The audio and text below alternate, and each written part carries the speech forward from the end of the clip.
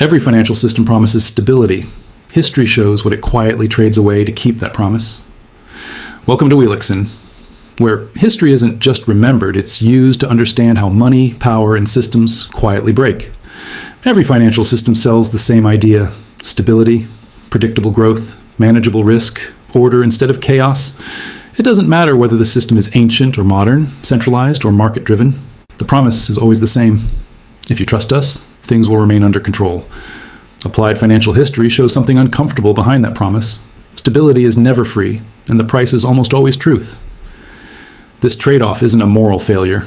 It isn't proof of corruption or incompetence. It's structural. Modern financial systems are built on confidence, and confidence is fragile.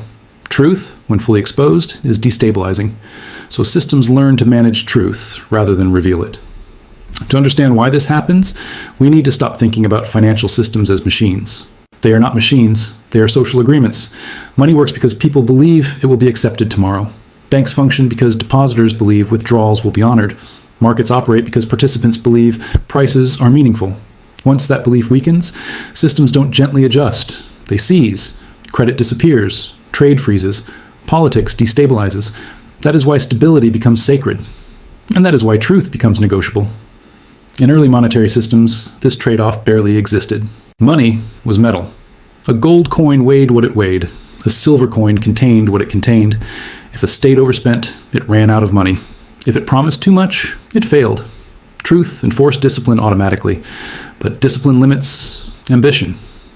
As societies grew larger, more complex, and more interconnected, truth became dangerous, because truth forced immediate limits. Empires wanted permanence. Wars wanted funding. Governments wanted loyalty. Rulers wanted continuity. And honesty threatened all three. The Roman Empire learned this lesson early. Rome did not collapse because it ran out of gold overnight. It collapsed because it refused to accept limits. When military costs rose and tax revenues lagged, Rome faced a choice: cut spending and weaken power, or preserve stability and manage reality. Rome chose stability. Instead of reforming its finances, Rome debased its currency. Silver coins contained less silver. Gold coins became thinner. On paper, nothing changed. Coins still circulated. Wages were paid. Trade continued. Stability survived. Truth quietly eroded. This didn't feel like deception to the average citizen. Prices rose slowly. Living standards declined gradually. Each year felt manageable. Rome survived for centuries after the first debasement. But the discipline that once anchored the system vanished. When collapse finally arrived, it felt sudden. In reality, it had been prepared for generations. This pattern repeats everywhere. In medieval Europe, monarchs faced the same problem. War was expensive. Tax systems were inefficient. Default meant rebellion. Reform meant restraint.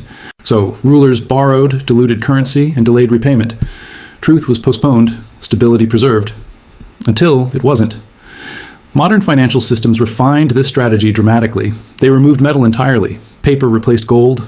Digital entries replaced paper. Delay became effortless. Today, reform still exists.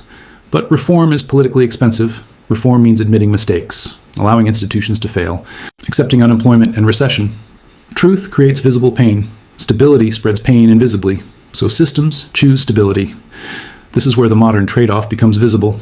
When problems arise, systems don't deny them outright. They reframe them. Inflation becomes temporary pressure. Debt becomes sustainable. Banking stress becomes contained. These phrases are not lies in the legal sense. They are stabilizers. They are designed to prevent reaction. Applied financial history shows a clear signal here. When data stops being exploratory and starts being reassuring, instability already exists. Inflation is the clearest example. Historically, inflation signaled a breakdown in discipline. It meant promises exceeded resources. Modern systems treat inflation differently. They redefine it. They narrow its measurement. They smooth volatility, not to deceive maliciously, but because full transparency would force reform, and reform threatens stability. The same pattern applies to debt. Governments rarely default openly anymore. They roll debt forward, extend maturities, redefine sustainability. Debt doesn't disappear. It dissolves slowly. Truth is delayed. Stability survives. This delay creates a dangerous illusion. The longer truth is postponed, the more stable the system appears. Markets calm down. Volatility declines. Confidence looks strong. History warns us here. Maximum calm often precedes maximum fragility. Why does this strategy work? Because people tolerate gradual loss better than sudden shock. Living standards erode quietly. Opportunities narrow slowly. Costs rise incrementally. There's no single moment to resist. This is not conspiracy. It is psychology. Applied financial history shows that crises rarely begin with chaos. They begin with management. The management phase starts when leaders realize problems cannot be solved quickly without disruption. So instead of fixing problems, systems manage perception. Emergency measures multiply. Temporary tools lose end dates. Exceptions become policy. Interest rates stop signaling risk. Liquidity stops being medicine. The system looks calm. This calm is deceptive. History shows that the period before collapse often feels unusually stable. Markets rise. Volatility drops. Confidence appears strong. This is not health. It is suppression of signals. The same tools used to prevent panic also prevent early correction. Japan's experience illustrates this perfectly. After its asset bubble burst in the early 1990s, Japan faced widespread insolvency. Banks were effectively bankrupt. Assets were mispriced. Debt exploded. Truth demanded reform. Reform would have caused immediate pain, so Japan chose stability. Banks were supported quietly. Losses were absorbed slowly. Debt expanded year after year. The system survived. Growth did not. The crisis didn't explode. It stretched across decades. Stretching a crisis doesn't eliminate it. It changes its shape. Instead of chaos, you get stagnation. Instead of collapse, exhaustion. Truth remains buried. Europe followed a similar path during sovereign debt stress. Deadlines were extended. Targets softened. Rescue mechanisms multiplied. Each decision made sense individually. Together, they ensured the crisis never ended. It simply aged. This is why financial crises feel sudden to the public. Because the preparation phase is invisible. It happens in footnotes, in accounting adjustments, in regulatory reinterpretations, in language shifts. By the time reality becomes visible, the system has already exhausted its ability to manage perception. When stability finally fails, events accelerate. Currencies reprice, markets move violently, confidence breaks, and people ask the same question: how did this happen overnight? It didn't. It happened slowly. Truth was traded away one decision at a time. Applied financial history teaches that collapse is rarely caused by one mistake. Each delay increases dependence on stability tools. Each intervention reduces future flexibility. Eventually, the system becomes fragile to even small shocks. This fragility shows up first in behavior, not headlines. Capital quietly exits.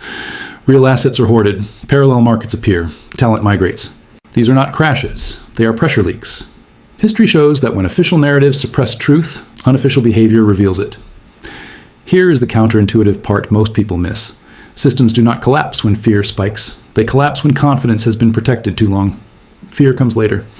Every financial system eventually faces the same trade-off. Truth causes pain now. Stability postpones pain. Systems almost always choose stability.